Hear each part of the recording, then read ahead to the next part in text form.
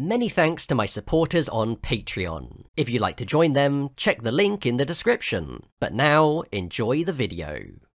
If you've clicked on this video, then you're probably pretty familiar with this guy. But just in case you're not, let me introduce him. This is the Stig. He's a character from BBC's Top Gear who served the role of a tame racing driver.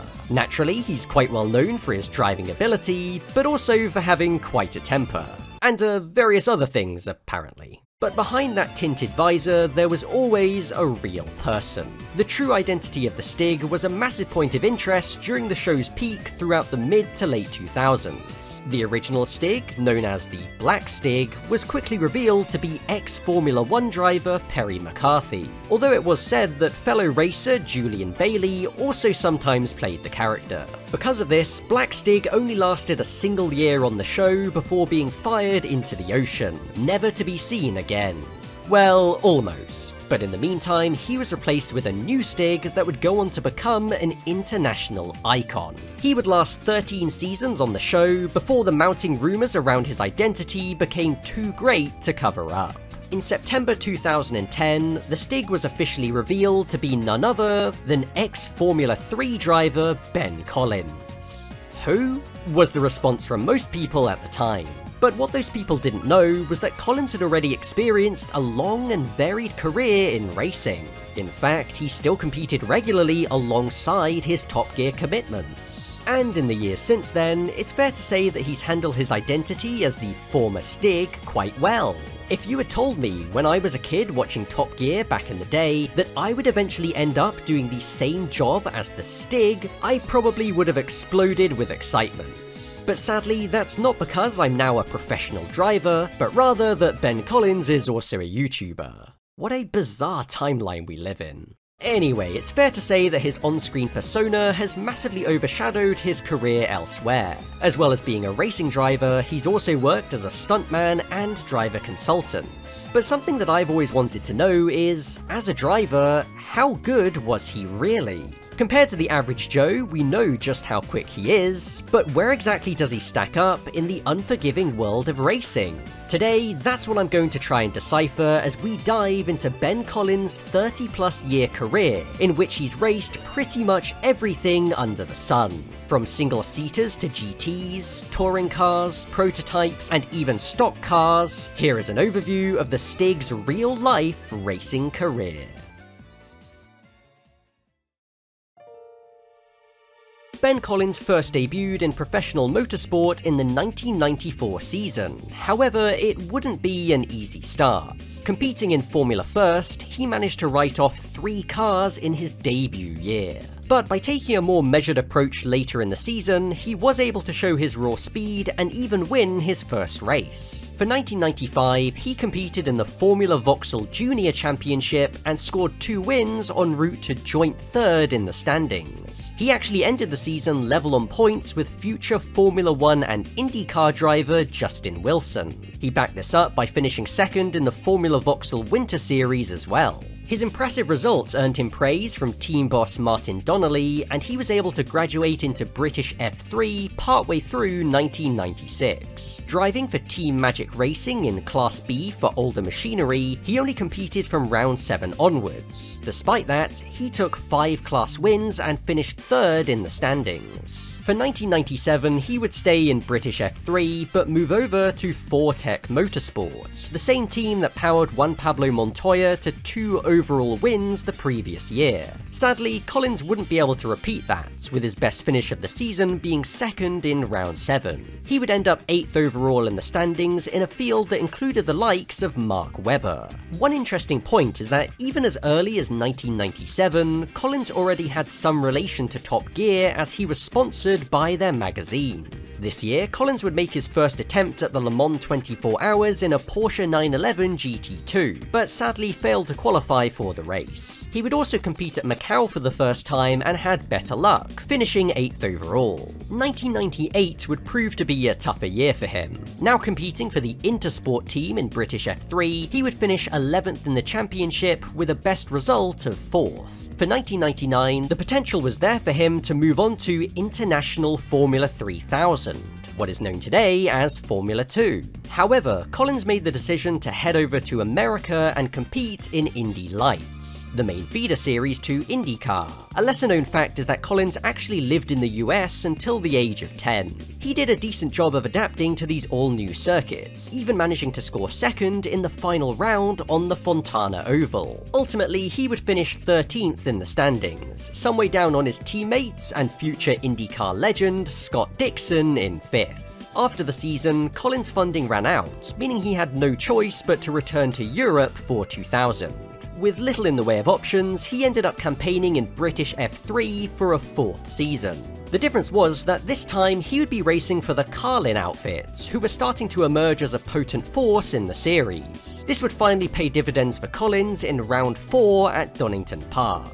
The front row starters of Takuma Sato and Antonio Pizzonia would collide at turn 1, leaving both with damage. This paved the way to Collins taking the lead after a few laps, one he would hold all the way to the flag to secure his first ever win in the series. There would be further reason for him to celebrate later in the year, as he took second at the F3 Masters at Zandvoort, after starting from 8th on the grid. Unfortunately, when it came to his main series, British F3, this would be as good as it would get. He would achieve pole position for round 7 at Brands Hatch, but retired after only 4 laps after getting a stone through his radiator. In the end, he only managed one more podium finish, and once again, ended up 8th in the final standings. His teammate, on the other hand, the aforementioned Takuma Sato, would really find his form in the second half of the season, taking 4 wins on his way to 3rd overall. It seems like this was the point where Collins' single-seater dream finally came to an end. Save for a one-off appearance at Rockingham, where he suffered a memorable airborne moment, he would not return to open-wheel racing for 2001. Instead, he would pivot his career in the direction of sports car racing. Collins signed with Team Ascari to race their A410 LMP 900 car in the FIA Sports Car Championship, alongside South African driver Werner Lutberger. Collins had raced in sports cars a handful of times prior to this, so he wasn't completely new to them, but still had a lot to learn. After retiring from round 1, they were able to show their speed next time out at Monza. Late on in the race, they were on course to win, before Lutberger was passed by the BMS Scuderia Italia Ferrari with just 7 laps to go. After this, they would score a hat-trick of 4th places, each time showing decent pace by improving on their grid position. But it would all come good for them in the team's home race at Donington. Starting from 5th, Collins quickly made his way up to 3rd on the opening lap. After handing over to Lutberger, he was able to find his way into the lead through a mixture of strong pace on fresh tyres and misfortune for the cars ahead. The end result was Collins and Ascari's first ever victory in an international series. They would round off the season by taking pole and finishing 3rd at the Nürburgring, but were excluded from the final results after failing technical inspections. Collins and Lutberger would finish the season in joint 6th in the Drivers' Championship and Ascari 4th in the team standings. But undoubtedly the highlight of the year was competing in the top class of the Le Mans 24 Hours in June. The number 20 car, driven by Collins, Lutberger, and additional driver Harry Toivonen, would qualify 18th overall. The race itself witnessed heavy rain for the majority of the 24 hours. Collins got into the car just after midnight when the rain was at its worst, and according to him, was the fastest car on track for 4 whole hours. I say according to him because sadly I can't verify this myself. It's a story that he's told in quite a few different places, going so far to describe it as the pinnacle of his racing career, but I can't seem to find any reports from the time that back this up. I also can't find an upload of the full race either, because it seems like something that would be mentioned. However, future Top Gear presenter Chris Harris has gone on record to verify his speed. Because when I was a civilian, I remember watching Ben in 2001 Le Mans, and he was in the night time, he was absolutely the mustard. He was so quick, and you know, fair play to him. He's not dined out on it in many interviews. I think I've read it about how quick he was that night. But the fact is, he was really quick. So I think it's fair that we let him have this. Even still, what I can tell you with 100% certainty is that they didn't finish the race, as they suffered a fuel pump failure and retired after 134 laps. Collins would have a less eventful 2002, only competing on a handful of occasions. Once again racing for Ascari with their upgraded KZR1, he would compete at the Daytona 24 Hours, Sebring 12 Hours, and Le Mans 24 Hours. At Daytona, they would retire early on with an electrics issue, but would achieve an impressive 6th overall at Sebring, albeit mainly thanks to attrition. At Le Mans, they would qualify a solid 14th, above quite a few of their rivals in the LMP 900 class. Unfortunately, their race would end after just 14 laps when a suspension failure caused Lutberger to crash hard at Indianapolis. For 2003, Collins decided to leave the team and try something entirely new. He entered the ASCAR series. Unfortunate naming aside, this was a UK-based stock car series that raced on 2 oval speedways in Europe, Rockingham Motor Speedway in the UK, and the Lausitz Ring in Germany. Collins raced a Chevy Monte Carlo prepared by RML, and would go on to take 6 wins and the overall title. He had already proven his ability on ovals in Indy Lights, and this was yet another point that backed up his versatility as a driver. It's worth noting that after this season, he would officially begin his work with Top Gear as the Stig, first appearing in Season 3 of the show in November. Bear that in mind as we look further into his career. In 2004, Collins would again compete in ASCAR, albeit with reduced success. He would manage a single win and end up 4th in the standings, but he would also pair this with a couple of GT outings. He competed for Embassy Racing in their Corvette C5 in British GT, and would even achieve a 2nd place alongside regular driver Neil Cunningham, which was the team's best result all season. The pair also raced at the Zhuhai 500 km in an RJN Nissan 350Z, as part of the FIA GT Championship. Sadly, they would fail to finish. For 2005, British GT would be his main focus, as he signed to drive for Embassy Racing full-time. He raced the team's all-new Porsche 996 GT3 and achieved a pair of victories at Knock Hill and Silverstone. This was followed up with 5 further podiums across the year, resulting in the team ending the season 2nd in the GT2 standings. But the deal also included a handful of appearances in the FIA GT Championship. In the RAC Trophy at Silverstone, they would score a very impressive 2nd in the GT2 class, against some of the best GT2 drivers in the world at that time. It's also worth noting that Collins raced at the Spa 24 Hours for the first time this year. The team would qualify 22nd and finish 20th overall, 5th in GT2. For 2006, he would stick with GTs and compete in the FIA European GT3 Championship. He actually hooked up with his former employers Ascari to race their brand new KZ1R GT3 car. Despite some flashes of speed, including taking pole position for race 1 at Mugello, the car often suffered issues and was unable to show its full potential. Even still, he did manage a 3rd place at Silverstone alongside Aaron Scott. He also made a couple of outings in LMP1 for Protran competition. Never heard of them? Yeah, there's a reason why. Their RS06 was incredibly slow, and their sole finish was 36th overall at the Nürburgring 1000 km. Moving into 2007, Collins would again make a couple of outings in an Ascari in FIA GT3, with his best finish being a 6th in round 1 at Silverstone.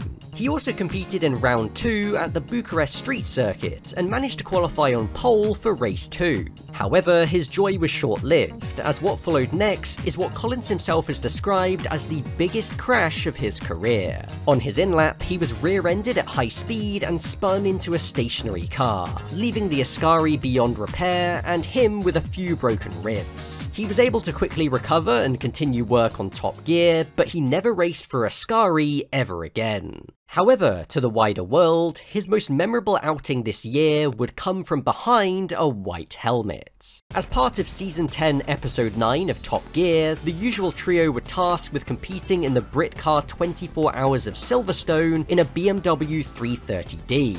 So they enlisted the Stig as a 4th driver, and undoubtedly the pro driver of the team, Collins having already raced at the Spa and Le Mans 24 Hours as we've covered. Despite a number of setbacks, including Richard Hammond almost totaling the car when he collided with a Mosler during the night, Team Top Gear were able to finish in 39th overall and 3rd in their class, albeit some way down on the top 2. Although it was presented in the show as if each of them shared the driving equally, it was later revealed by Collins that he ended up doing the majority of those 24 hours. Side note, I've always wondered how he managed to compete in a professional race like this as the Stig without his real identity being leaked in some way. It really goes to show the lengths the BBC went to prevent that from happening. Fun fact, the previously mentioned Chris Harris also competed in this race in a Porsche 911 GT3 Cup, finishing 3rd overall and winning the GTC class. Collins would have a much less eventful 2008. He was part of the Eco Racing project, which looked to campaign a diesel-powered Radical SR10 in the American Le Mans series. But in both of the races he was entered for, the Sebring 12 Hours and Petit Le Mans, the car never raced. He would, however, still earn praise for his driving when he took part in a charity run in a 2-seater Formula car just prior to the British Grand Prix.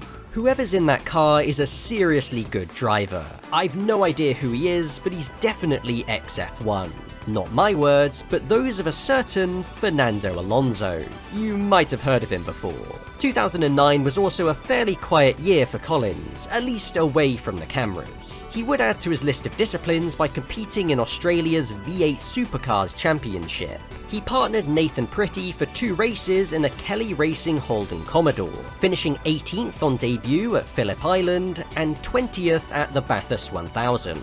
Behind the scenes, he would also test for RML in their Lola B08 AT LMP2 car, and this would lead to him driving for them in the Le Mans series the following year. Alongside teammates Tommy Erdos and Mike Newton, he would win the LMP2 class on debut in round 3 at Algarve.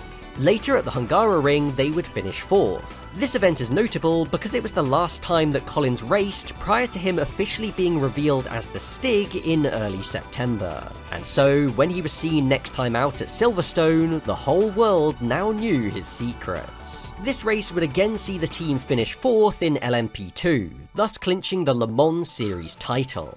Well, for Newton and Erdos at least. Collins missed the first 2 rounds of the season, where the team had taken a 3rd and 2nd place respectively, with sports car legend Andy Wallace being the other driver there. In October, he would make his first ever appearance in the British Touring Car Championship at Brands Hatch, driving an Airwaves Racing BMW 320 SI. His performance was decent, if unspectacular, finishing 14th in race 1 and 12th in race 2. Unfortunately, in race 3, he spun off at Paddock Hill, having run as high as 7th place.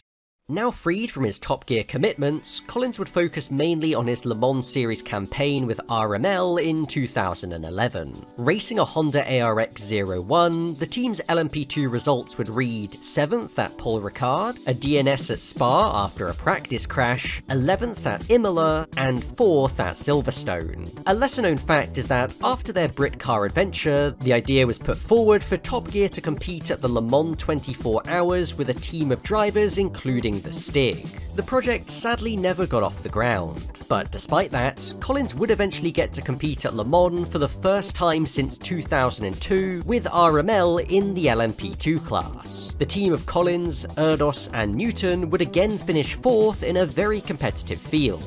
Not a bad result that I'm sure helped to ease the pain of finishing 15th in the Le Mans series. These would be Collins' last competitive outings for a while. He was still busy in the meantime with various presenting work and writing a book, so it would take until 2014 for him to finally race in anger again. Collins made a comeback in the Silverstone round of the World Endurance Championship, driving a Ferrari 458 GT2 for Ram Racing. The team would finish 5th in the GTE AM class. However, with Ram Racing suffering from funding issues, Collins would switch over to Krone Racing and their bright green Ferrari. He would partner team owner Tracy Krone and Niklas Jonsson in the GTE AM class. Their first race together just so happened to be the 24 Hours of Le Mans. They would qualify 52nd out of 55 cars and finish 30th overall, 10th in class. Collins would compete with the team on one more occasion, the 6 Hours of Austin.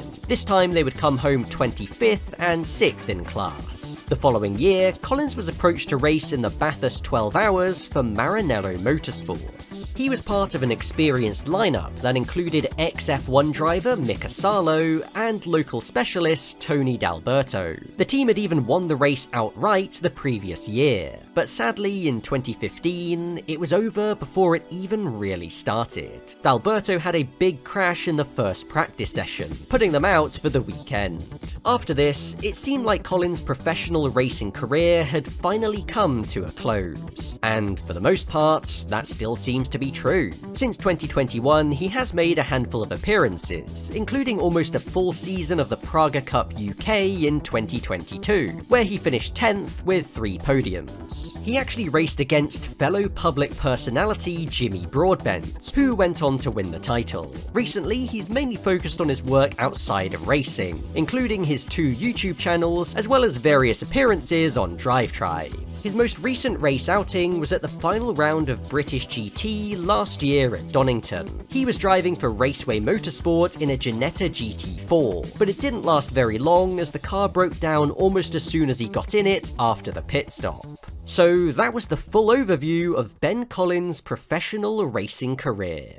It's a career that spans over 3 decades, includes 1 championship, and numerous race wins. With all of that said, let's try and answer that question I posed at the beginning. How does Ben Collins, aka the Stig, stack up based on his real-life racing exploits? I feel like his career is a fairly familiar story of a driver who just wasn't quite good enough to make it to the very top.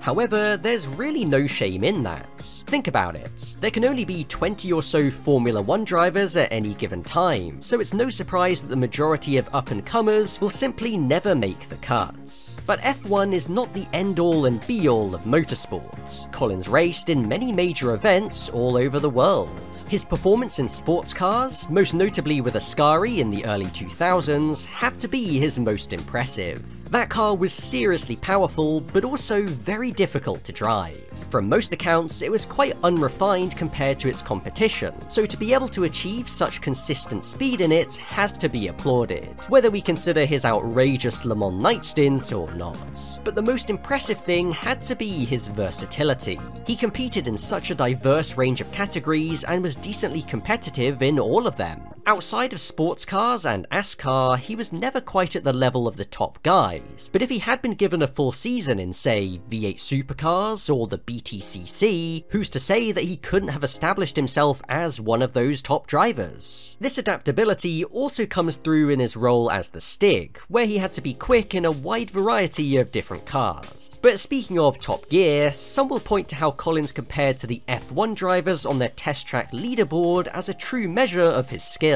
Whilst he was the Stig, his lap time couldn't be beaten by any of the F1 drivers who attempted it. Well, with one exception. However, this isn't a great yardstick, given that we do need to consider how vastly different a Formula 1 car is from a battered Suzuki Liana, and that Collins was also far more familiar with the track. But even accounting for those factors, I'd say that he wasn't too far behind. It goes to show that when you put them in equal cars, an F1 caliber driver isn't that much further above a quick non-F1 driver. If Collins hadn't taken up the role of the Stig, it's very possible that he could have achieved more in racing. After 2003, he very rarely completed a full season in any category, mostly making occasional appearances. From analysing his career, I really do think he had what it takes to be a GT or sports car champion, maybe even a Le Mans winner if he found himself in the right place at the right time. Ultimately, we'll simply never know what was possible. That said, Collins has made it clear that he hasn't yet retired from racing. He's even gone on record in recent interviews to say that he intends to compete at Le Mans again in the future. And if so, I wish him the best of luck. Even though it's easy to feel like he could have already achieved more, I really don't get any feeling of resentment from Collins when he talks about his career. It's clear that he really valued being the Stig, proudly wearing his title of the ex-Stig even now, and that's something that a lot of people appreciate. Even though whoever plays the current Stig has now been in the role for twice as long as Collins ever was, for many of us, he will always be the Stig. So Ben, if you're watching this, thanks for everything. It was a real pleasure to share your story with more people. But for the rest of you guys, thanks for watching and have a good one.